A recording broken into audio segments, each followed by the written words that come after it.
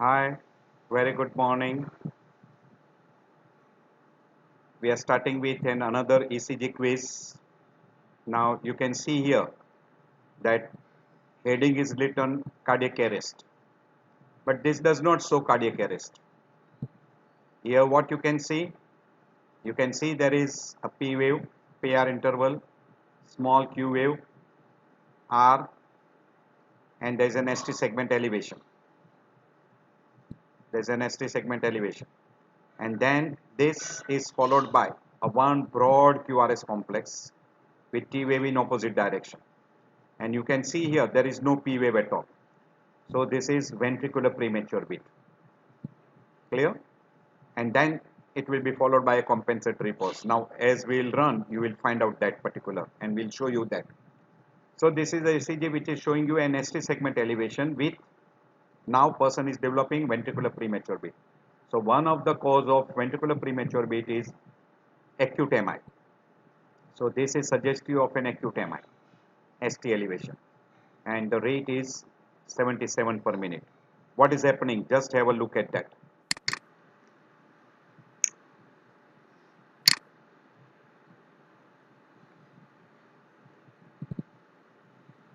Can you see there is a ventricular premature beat now?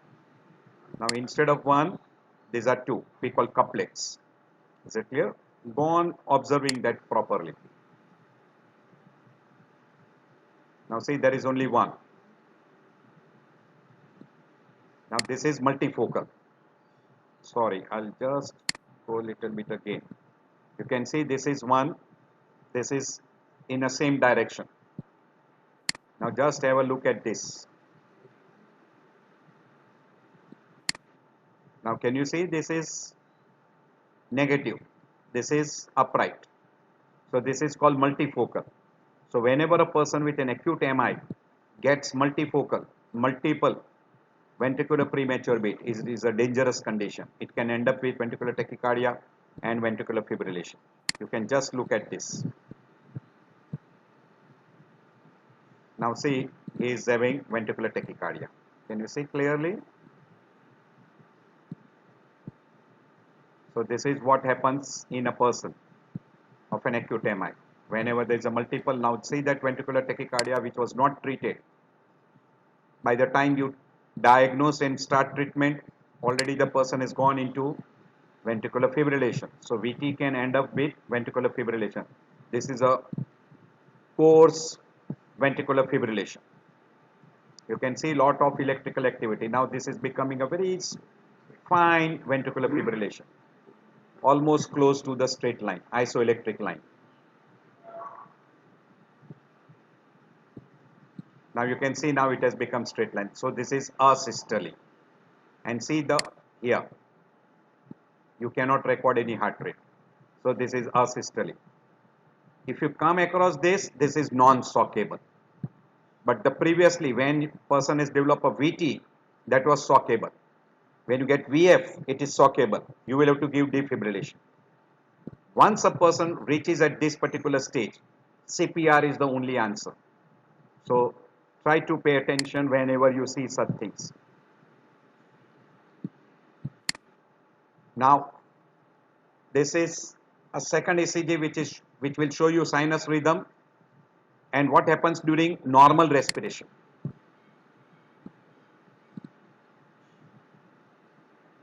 Because when a person is breathing deeply, you can see the isoelectric line is moving up and down. But if the rate changes with inspiration and expiration, so during inspiration if the rate is increasing, during expiration if the rate is decreasing, then it is called sinus arrhythmia, or we can use the word respiratory sinus arrhythmias, and that will be very common with the person who has got a COPD, pulmonary hypertension, emphysema, etc. And if you go on changing the rate but not associated along with inspiration and expiration, then we call it a non-respiratory sinus arrhythmia. Here the rate is not changing. You can see here the rate is not changing. It is constant. But isoelectric line is changing. isoelectric line is changing. So that is because of movement of the chest wall, and electrodes are placed on chest wall. So that produces ups and downs in isoelectric line. Now here you can see that the person is having a rate of around 193, close to 200, and there is a fast tachycardia, and it is a narrow complex tachycardia, and it becomes extremely difficult to identify the P wave, but roughly we can see the P wave is somewhere here, you can identify. But good number of time you cannot identify. Whenever the rate is more than 150 and there is a narrow complex tachycardia, you can label that as supraventricular tachycardia. Very, very clear. Now this has to be treated with synchronous DC shock. We call as a cardioversion. We don't call that as a defibrillation. We call that as a cardioversion. And that DC shock will fall exactly on the R wave. It should not fall in between the two R. If it falls here, it will end up with ventricular tachyarrhythmias or ventricular fibrillation. So whenever you give a DC shock, that should be the way. It should be synchronous, and it should be started with less joules, right from 50 joules, then you go to 80, 100, 150, you can go up to 200. We'll show you one ECG where you will have that particular phenomena. You can identify very clearly. Right? Now we are showing you what is atrial tachycardia. You have seen that. Now here you can clearly identify the P wave. This is T, this is P. This is T, this is P. P wave you can clearly identify. Very simple. And the rate is 186, close to 200. If it was sinus, these are all narrow QRS complex. If it is sinus rate tachycardia will not go above 140. I have also mentioned before that sinus tachycardia, very rarely there is called as an inappropriate sinus tachycardia. In that the rate may go to a very high level. But by and large it is less than 140. So if you get more than 180, 140, if you get more than 150, we usually mention 150, then you can call that as a supraventricular tachycardia. But if you can identify the P wave clearly before each QRS complex, see before each QRS complex the P wave is clearly seen, then you can call that as atrial tachycardia. This atrial tachycardia can be treated by a pharmacological therapy which can reduce the rate of atrium, or you can treat with what we call as cardioversion. By and large they are stable, but if at this particular rate, if the person is unstable, say at this rate the person starts developing symptom signs of instability like hypotension, shock, pulse with a low volume, cold clammy extremities, symptom signs of left ventricular failure, altered mental status, cyanosis, this should be treated. This should be treated by a synchronized DC shock. You can see clearly. Otherwise, you can treat with beta blocker. You can treat with calcium channel blocker like diltiazem or verapamil.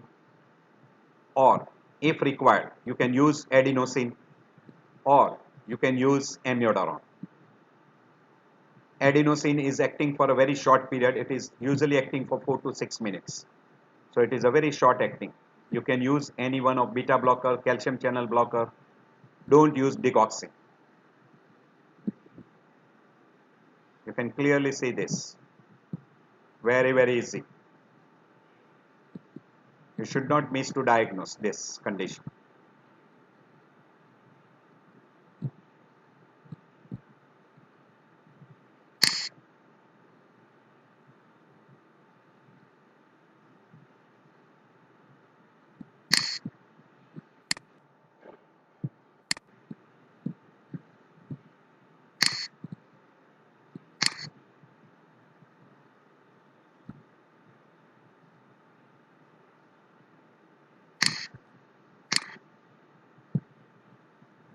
Now we are showing you if a person is on a pacemaker, how does it looks like. I'll show you first one. Let me have a good strip. You can see here, this is a pacemaker spike. And followed after a pacemaker spike, there is a wide QRS complex. Wide QRS complex. This means this is a ventricular pacing. And there is only one spike. So this is a single chamber pacing. And it is a ventricular pacing. Now if you see this interval, we'll have a further strip. Now this particular spike has come here, but there is no pick up by a ventricle. And in between that, you can see this is a normal QRS complex. And again there is a pacemaker spike and ventricle is peak over. When you get such phenomena, this you call as a pacing failure to sense. So the pacemaker has failed to sense to prevent a escape beat.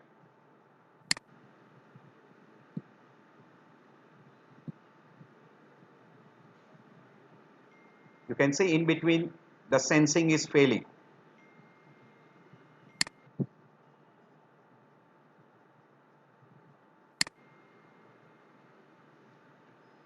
Now if you look here, these are all pacemaker complexes, pacemaker spikes. But there is no QRS complex at all. So there is a pacing failure to capture. So pacing is giving a electrical activity, but ventricle is not able to capture. So there is a failure of pacemaker to stimulate the ventricle to capture that particular electrical impulse. So you can see that, and this is almost like what we call as an arrest. You can see that. Now this person will be unconscious because there is no ventricular contraction.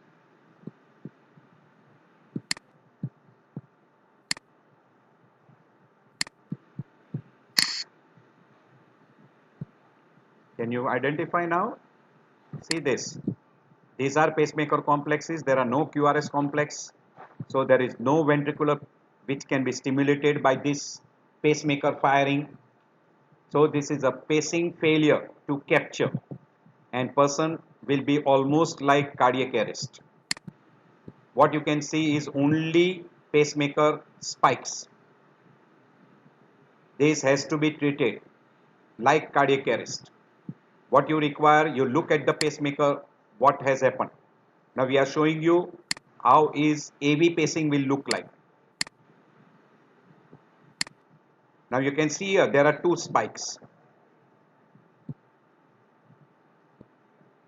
So this spike stimulates atrium. So this pacemaker wire is in an atrium, and this pacemaker is stimulating ventricle. So there is one electrode going into atrium, one electrode is going into ventricle. So this is producing P wave, this is producing QRS complex. So this stimulates atrium and this stimulates ventricle.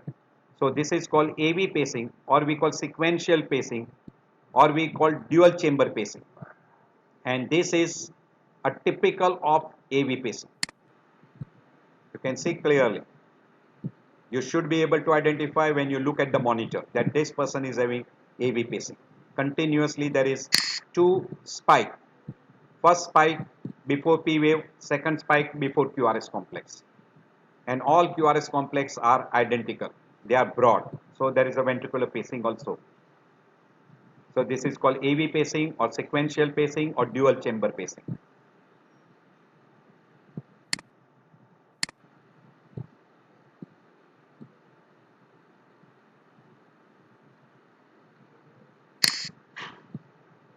Now we are showing you pure ventricular pacing.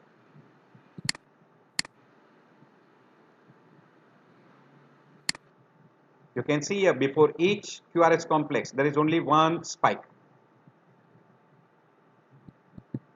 Only one spike. There is no atrial pacing spike. So this is pure ventricular pacing, or we call as a single chamber pacing. And single chamber is ventricle. and by and large it is put in a RV or LV, single chamber pacing, and you see a broad QRS complex preceded by a pacemaker spike. Now this is pure atrial pacing. You can see here there is only one spike followed by a P wave, and then there is a narrow QRS complex. So whenever you see this, this is usually done if a AV node is working nicely. In a person who does not have a AV node function normal, in that particular person, this pacemaker stimulus can produce an atrial contraction, but if atrial impulse, this impulse does not pass the AV node and stimulate the ventricle in a normal pattern, you will not have a ventricular complex. In that case, you will have to use AV pacing. But here, when atrium is stimulated by atrial pacing, the impulse passes through the atrium to the AV node and through the normal bundle of his and right bundle, left bundle, and activates the ventricle. That's why you are getting a narrow QRS complex, and there is only one spike before P wave. So this is a single chamber pacing and it is an atrial pacing. Again, this will be done if AV node is working normal. Then only this can be attempted. Otherwise, you may require dual chamber pacing, or we call it the AV pacing or sequential pacing. You can clearly see there is a single spike before a P wave and then followed by a P wave normal QRS complex. So this is typical of a classical atrial pacing.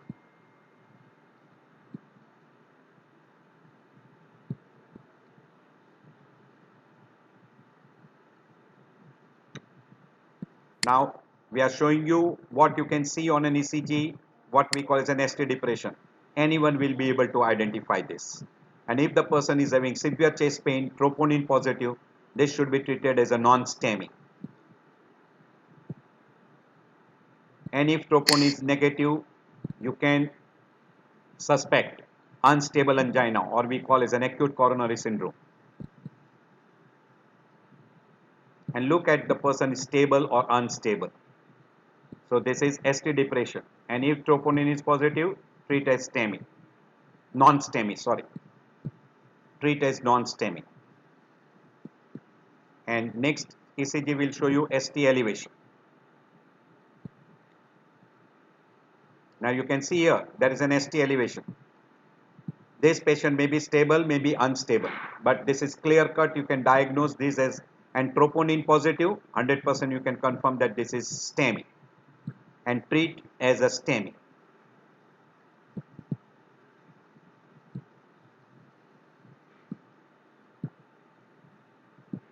Very easy. You should be able to pick up such things very easily on when you look at the monitor. Now we are showing you another thing.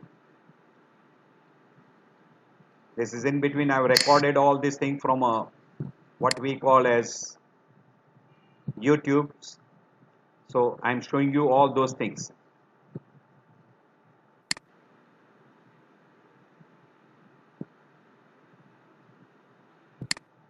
Now if you look at this, is what is PJC?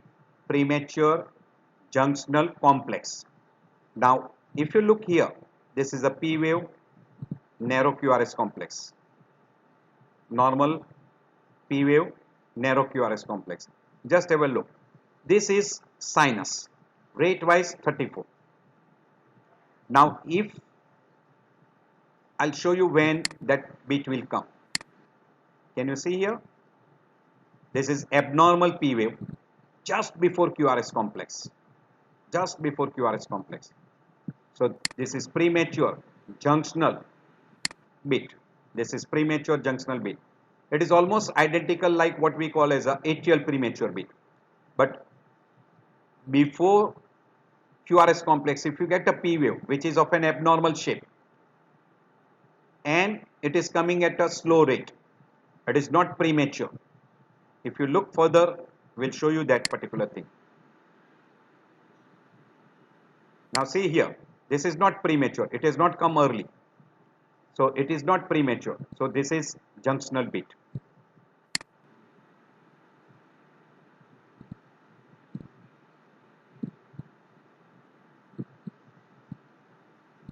Can you see that? See this. This is a junctional beat. Now, this is what we call as a unifocal premature beat. Ventricular premature beat. Unifocal. Normal sinus beat. You can see here. No P wave. Broad QRS, T in opposite direction, followed by a compensatory pause.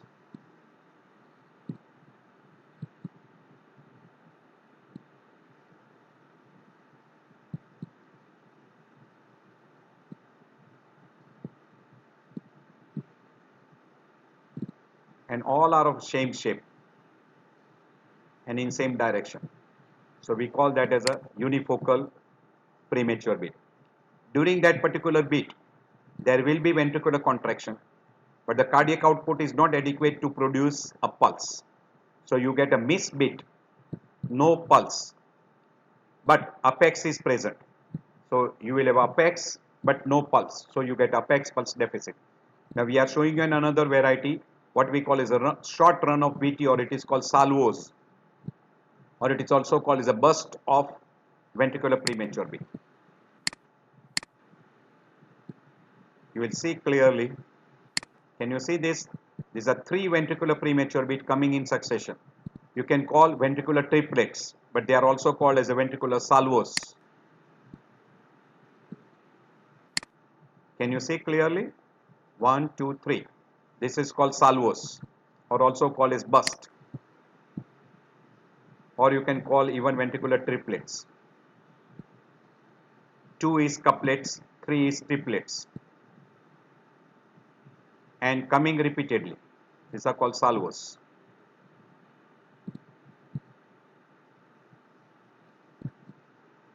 And when it comes more rate fast, we'll call that as ventricular tachycardia.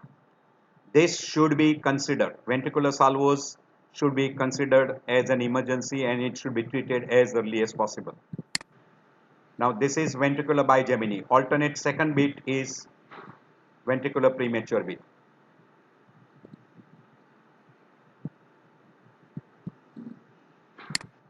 You can see that normal sinus, T wave, broad QRS complex, T in opposite direction, compensatory pause.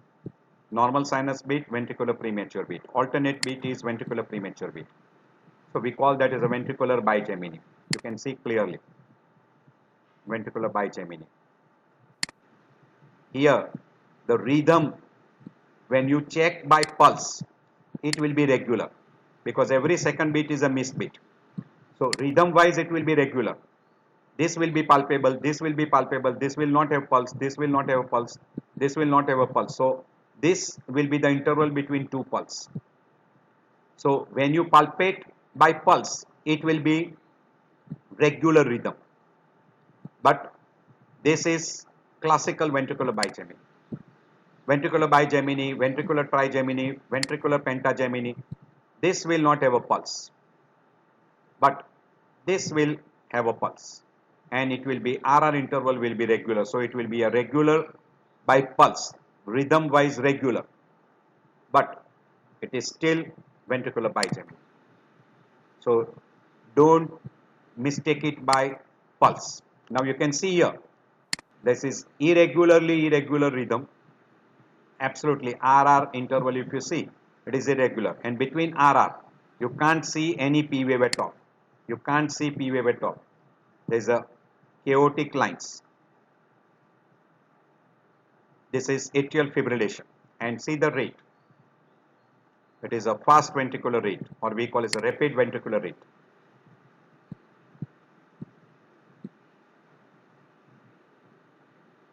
Very, very clear. Now this particular person can develop thromboembolic phenomena. So you should control the rate, and you have to convert back atrial fibrillation to normal sinus rhythm. And for conversion of atrial fibrillation to normal sinus rhythm, you will require what we call as a DC shock. DC shock. Yes, and that should be synchronized DC shock.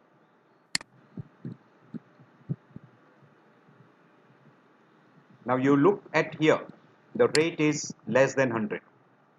Now in this particular person, what you require is more to convert the rhythm into normal sinus rhythm.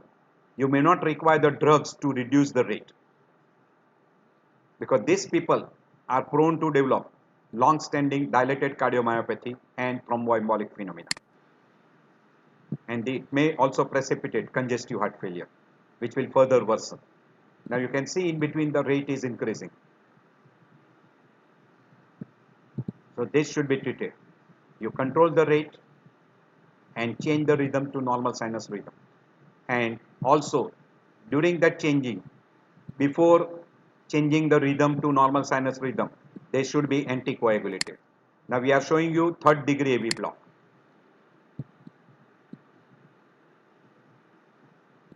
Why this is third degree AV block?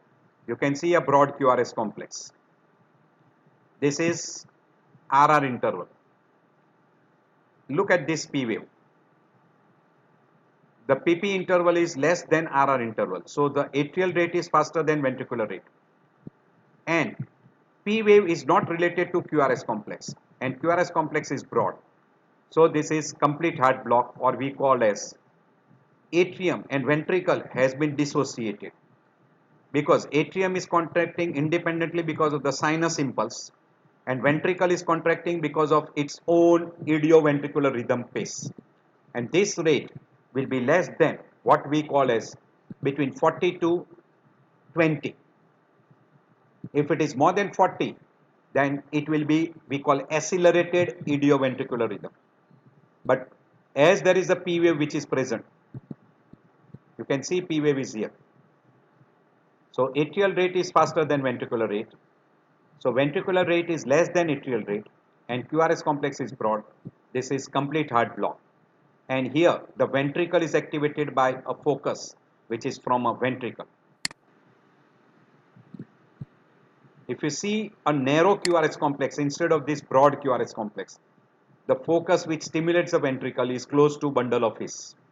So you can have a narrow QRS AV block, complete AV block, or you can have a broad QRS AV block.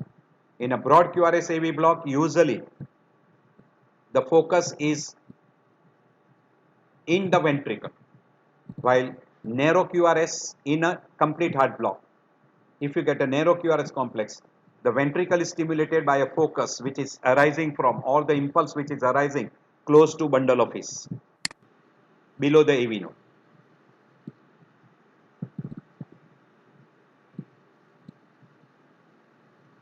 Quite simple. You should be able to pick up this. If P wave rate is faster than ventricular rate, suspect complete heart block. And if ventricular rate is faster than atrial rate, AV dissociation in case of ventricular tachycardia. Try to identify that.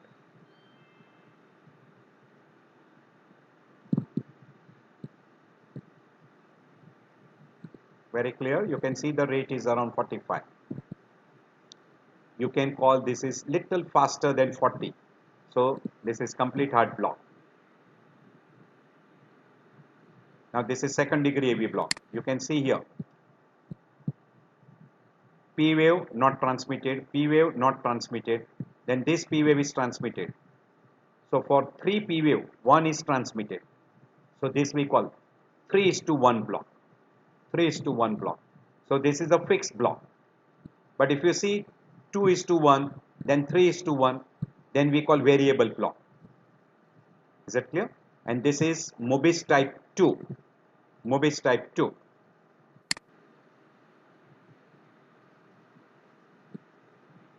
You can see 3:1 block.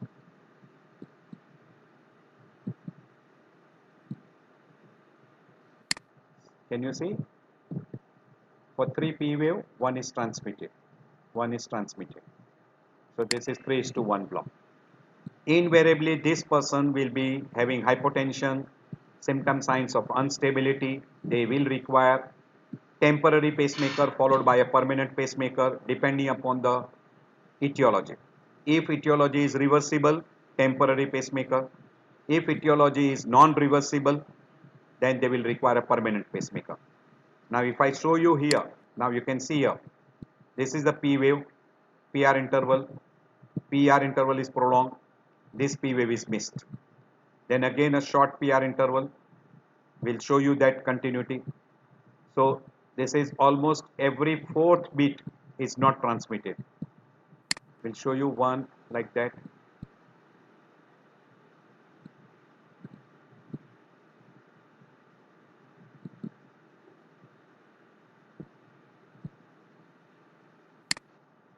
Yes, here you will be able to see better.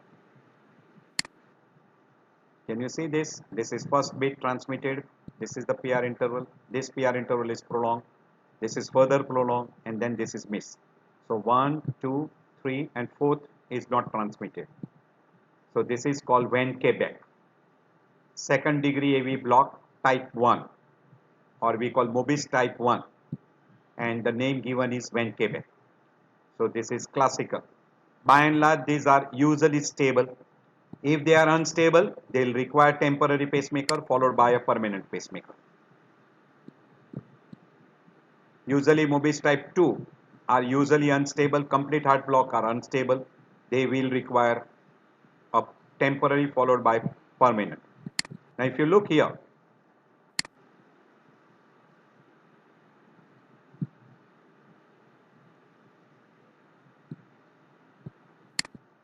if you look, all PR interval are constant. If you look properly.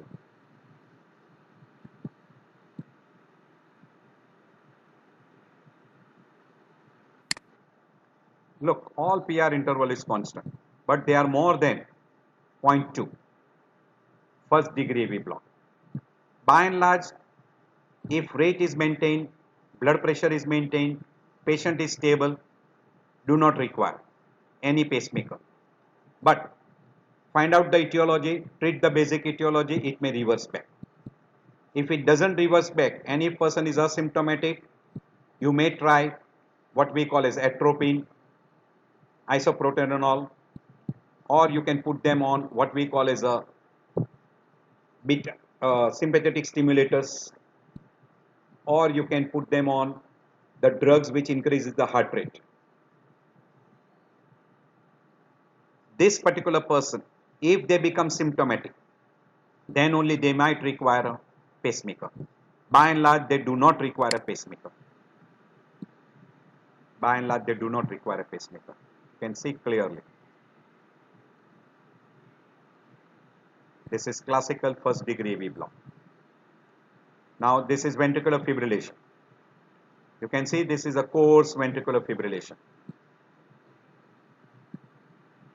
This is emergency. This is shockable. So you have to give a DC shock. Person will be unstable, 100% unstable. So this should be treated. What you require is defibrillation, CPR. That we'll be doing in a chapter of a cardiac arrest. Clear, very, very clear. You can identify this. Now you can see here in this particular ECG, there are sawtooth appearance. RR interval is constant. So this is atrial flutter. 1, 2, 3, 4. For 4, there is one QRS complex. So this is atrial flutter 4:1 block. Atrial flutter with 4:1 block. By and large, good number of times these people are stable, but they are also prone to develop thromboembolic phenomena. So always keep a watch. Rate should be controlled. Rhythm should be converted from atrial flutter to normal sinus rhythm. And whenever you want to convert the rate by a DC shock, put them on an anticoagulants. They should be on an anticoagulants.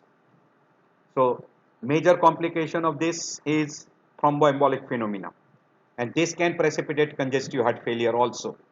And if this is not treated, then it can end up with what we call as dilated cardiomyopathy.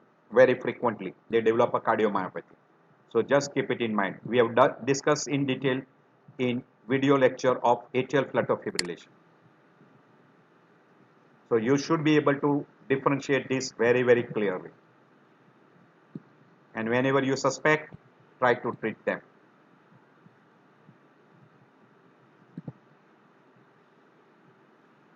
Simple. RR interval is constant. But if RR interval is changing and you see a sawtooth appearance, it will be a variable block.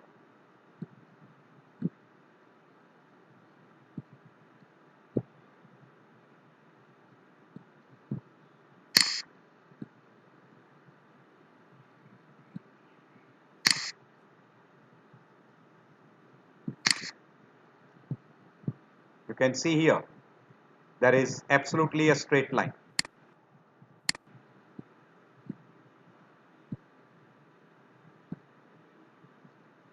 Right? This is from a pedal, absolutely straight line. So we call as a asystole. Asystole is non-shockable, non-shockable. So don't try to give a DC shock. But before labeling this person as a asystole, look at the electrodes. If electrodes has been displaced or electrodes has been broken, you might get this. And if a person is conscious, this is not asystole. It is non-shockable. You require a CPR. You require a CPR. And along with that, you will have to start a IV line and you will have to give a vasopressor drugs. So try to differentiate asystole from ventricular fibrillation and also try to identify asystole from electrode misplacement, electrode has been displaced, or there is a broken electrodes, or there is something which is happening to the cable. Then also you can have a straight line. Now we are showing you in another ECG where you should be able to. You can see here, there is a long pause and in between you are having one complex. You can see here, in this entire screen, there is only one complex. So if you calculate the rate, it will be markedly less. When you see such things, this is called agonal rhythm, terminal rhythm or agonal rhythm. So person will hardly have pulse. During this time, pulse is usually absent. Usually absent. It is almost like a cardiac arrest. This should be treated as a cardiac arrest. You can see that entirely during this, the rate is hardly 18, less than even 20. So this is agonal rhythm. This will end up with a straight line. You can see this in entire screen, only one. Almost see here, heart rate, it cannot record.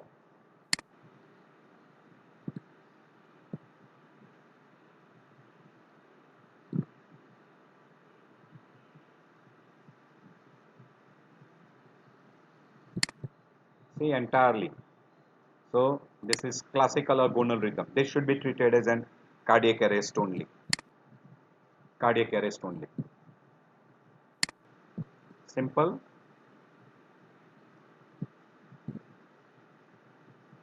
So you can have a P wave asystole, straight line can be seen.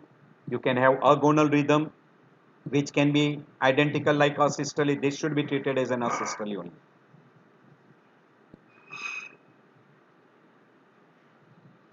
You should be able to identify this very clearly.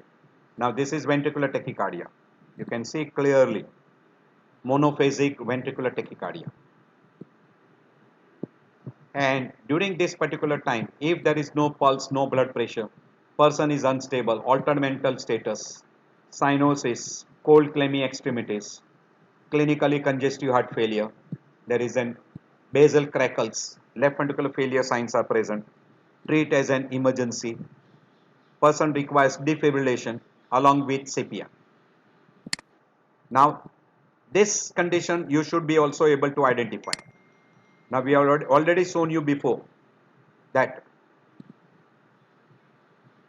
Now, look at this. P wave is just before QRS complex, and P wave is in a absolutely opposite direction. So, P wave is abnormal. So, either it is coming from atrium or it is coming from AV node. QRS complex is narrow. If you get such, you will have to differentiate between a ectopic atrial tachycardia and junctional rhythm. In a junctional rhythm, the rate is always less because the junction has got a rhythm between 60 to 40 per minute. So if the rate is less, it is more in favor of junction. So you can see here the rate is 69 and P wave is before the QRS complex. QRS complex is narrow and it is just before QRS complex. While in an atrial ectopic rhythm, there will be P wave, there will be little PR interval. PR interval will be seen clearly in case of an ectopic atrial rhythm. So to differentiate a junctional rhythm from an atrial ectopic rhythm, you will look at the PR interval. If PR interval is clearly seen, it is more in favor of an ectopic atrial rhythm.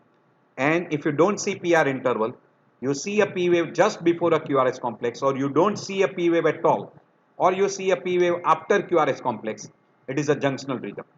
If the rate is between 40 to 60, junctional rhythm. If rate is more than 60 but less than 100, accelerated junctional rhythm. And if rate is more than 100, then we'll call as a junctional tachycardia. And if rate is less than 40, we'll call junctional rhythm with slow ventricular rate. Usually a junctional bradycardia word is very rarely utilized.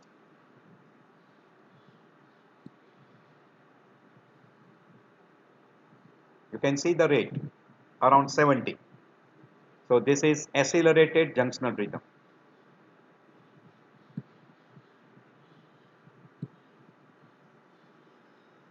Very clear. You should be able to differentiate from ectopic atrial rhythm and junctional rhythm. I've already explained you. Now this is a word. By and large, this is not utilized. By and large, we call junctional bradycardia, or you call as a junctional rhythm with slow ventricular rate. Bradycardia word is not commonly utilized. You can see the rate is 39, means it is less than 40, and this is junctional beat. P wave, opposite direction, narrow QRS complex. So this is junctional beat, rate wise 39, less than 40, junctional bradycardia, but you can call junctional rhythm with slow ventricular rate.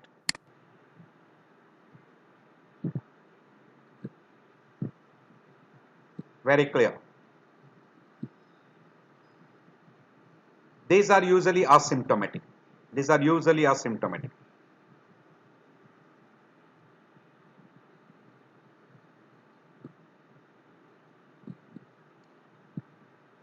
Sorry for this interruption because you can see now the rate here is up to 140.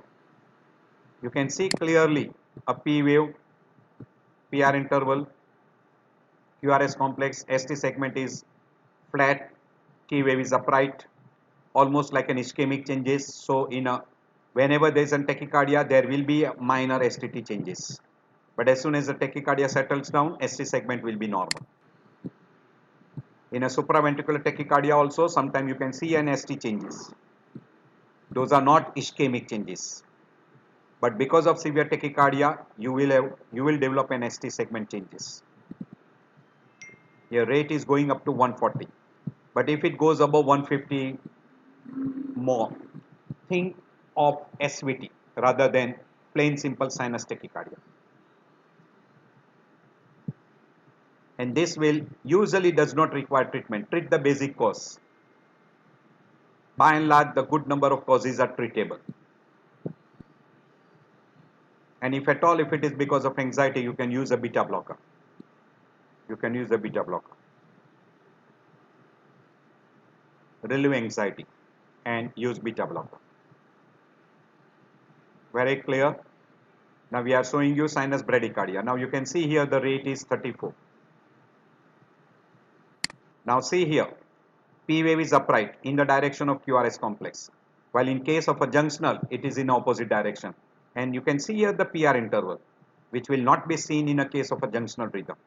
In an ectopic rhythm, this will be abnormal. This will be abnormal, and there will be PR interval. So to differentiate the three, in sinus, you will get a P wave, you will have a PR interval, you will have a narrow QRS complex, and P wave will be always in the direction of the QRS complex. If P wave is abnormal, everything else is same. This will be ectopic atrial beat. If it is premature, premature ectopic. If all are abnormal, then it is ectopic atrial rhythm. If P wave is abnormal, but it is just before QRS complex, junctional rhythm. Differentiation between the three. Try to identify those three conditions. Keep that thing in mind so you will be able to differentiate those three. Because this, if it is symptomatic, may require a treatment. Try to identify what is the cause of sinus bradycardia. Good number of time you do not require any treatment for sinus bradycardia. You treat the basic etiology, it may be reversible.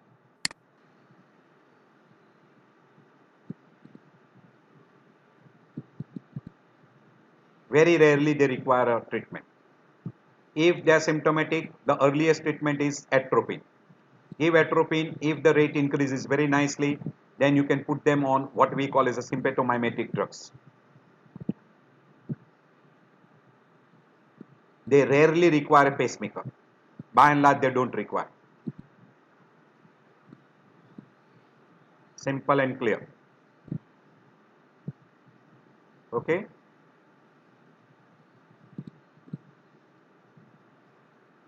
Right. Now, this is the last slide. You can easily identify the rate is between 60 to 100 per minute. All P wave are followed by QRS complex. For one P wave, there is one QRS complex. All P wave are identical. All PR interval is constant. Rate wise, it is between 60 to 100 per minute. So this is a sinus rhythm. Rate wise, it is normal. So we call normal sinus rhythm. So rhythm wise, normal sinus rhythm. But you will have to look at all the other things in a 12 lead ECG to label that this ECG is normal. You will have to take in a 12 lead ECG. Rhythm strip wise, normal sinus rhythm. And these do not require any treatment. But if you come across this particular and there is no pulse, then it is called pulseless electrical activity, which should be treated as cardiac arrest or we call ventricular arrest.